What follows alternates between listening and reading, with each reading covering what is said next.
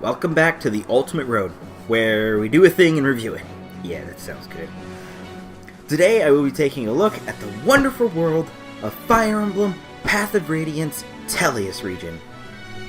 Now, I'm not the biggest fan of Fire Emblem. I've barely dabbled in the series itself, and the only games I've beaten are Fire Emblem Awakening and Shadows of Valentia, both fairly recent titles in the series.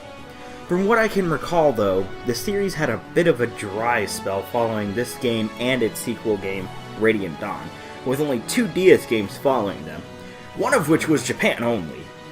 But was this game bad enough to cause the Fire Emblem series to be considered done? Let's dive right into it then, shall we? So first off, I just want to point out that I had some outside help with this game. And by that, I mean I had someone help me throughout the levels of the game, giving me heads up on certain situations and such. This may seem bad, but really it wasn't so. I did just fine the times I made my own choices and such, and I even got to finish the game purely by myself. But would I say I needed the help? Not really. Of course I could play this on my own. I really didn't need the help, though I do appreciate it. So, I just want to get that out before people grab their pitchforks and telling me, oh, you didn't do it properly. Anyways, on to the story. The setting where the game takes place is the continent of Tellius. Long ago, a goddess sunk every single other continent in the world, deep below the surface of the water, leaving Tellius as the sole nation. The world is inhabited— oh god damn it, let's speed this up. Listen, this game's backstory and lore is a goddamn omnibus, and if I try to share every single detail, I'd be here all day, so I'll just go over the events that matter, okay? Your hero is named Ike, the son of the leader of a mercenary group known as the Grail Mercenaries. Ike is a new addition to the mercenaries roster, and one day the country they live in, known as Crimea, is suddenly attacked by the neighboring country of Dayan. Dayan seizes the castle and kills many in the process. Eventually the Dayan army spreads out, eventually finding themselves antagonizing the Grail Mercenaries. After a scuffle with the army, Ike finds Alencia, who claims to be the princess of Crimea, whom none of the common folk knew of her existence. But, as the rest of the royal family was killed in the attack, Alencia proves to be the only chance to restore the country to prosperity. Your goal throughout the game is to find support from the neighboring countries to forge a strong enough assault to take on Dayan's army. Your journey takes you all across the continent, from the dense forests of Gallia, home to the beast tribe known as the Laguz, a race of shape-shifting humanoid creatures with raw natural strength, to the nation of Benyan. Yeah, okay. A corrupt country rife with the stink of social Darwinism and all of its trappings. It's truly a grand adventure where you explore the world you inhabit. Well, for as much exploration as a strategy RPG would give you anyway. The music of the game is fantastic. All of it feels uniform and gives off the feeling of a grand adventure or an extremely significant event in history. Personally, it's my favorite soundtrack from a Fire Emblem game I've played. The graphics are, pretty I guess. Honestly, the game varies at times. In battles, the models are all up to snuff, despite some clipping issues, but on the map screen it looks like a bunch of N64 models decided to jump ship to the GameCube. To be fair, the game probably couldn't run a fuck ton of GameCube level models in environments like these, but you can't tell me that this doesn't look at least a little goofy. Hell, they didn't even get Ike's coloring right on his map model. Nice job, guys. One thing that kind of bothered me was that not all of the units had unique battle models. For some characters, the generic model is based after them, such as with Boyd, so it's fine, but some characters, like Gatri for example, just always have generic models for battle. I know this is common practice in this era of Fire Emblem, especially on the GBA games, but come on, would it really be so hard to at least give everyone a unique head model at the very least? Hell, when they class up, most of the unique battle models turn into generic models. Like Boyd. Now he's just a regular warrior looking guy. Kinda lame. The gameplay is your standard Fire Emblem fare. Everything's here from the weapon triangle to the vulneraries or healing items, but all in all, I've always been intrigued by the gameplay of Fire Emblem.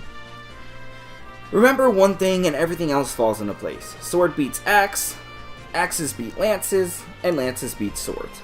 It's rock, paper, scissors, only with blood! It's the T-rated version! All the gameplay is handled in menus, and all of your victories require you to pray to RNGesus. but just because everything is RNG doesn't make it bad. The trick is that careful planning and coordination allows the player to basically give the middle finger to RNG, and turn the tides of luck in your favor. Basically just like real war. If you're prepared for anything, then nothing will stand in your way. Mechanics in the game are different though. Just going into the pause menu shows a whole fuck ton of stats that weren't in previous titles, or hell, even later titles. You've got weight, attributes, build sizes, fuck, you've got a goddamn biorhythm in this game.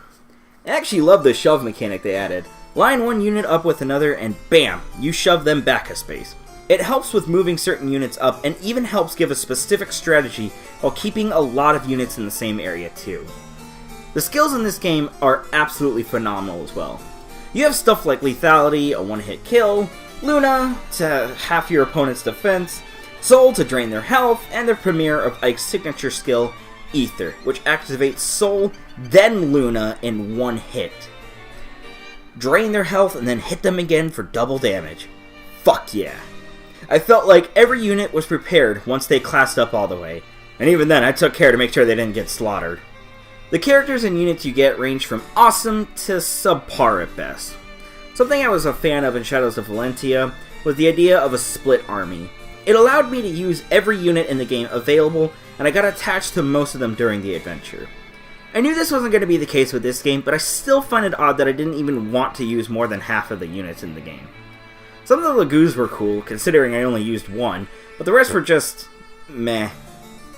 That's not stopping the villains and bosses you meet in the game.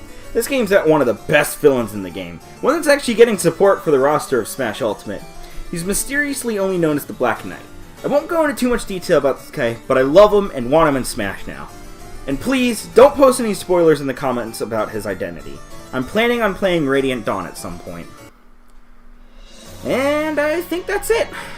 Honestly, I've had to think long and hard whether or not I like this game or Shadows of Valentia more.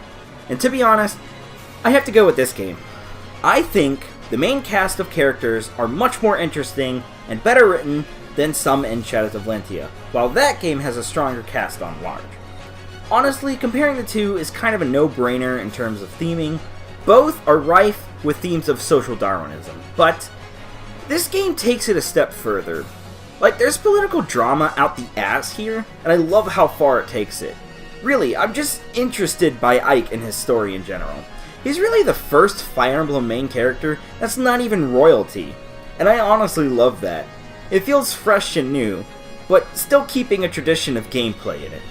And yet this game is one of the worst selling games in the franchise, even in Japan. And as such, this game is balls hard to find. Perhaps a remaster or re-release of some kind is in order? I think making the game more accessible and giving it a makeover would give the game the recognition it deserves. By the way, there's this one unit in the game named Volk.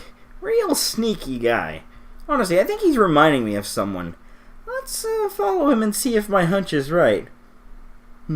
Oh, wow, look, he was actually Snake okay, fine. The next game is Twin Snakes. Volk looks like Snake, he's sneaky and shit, and he looks like him. I didn't have anything clever, but look, the next game is Twin Snakes, okay? I'll meet you there.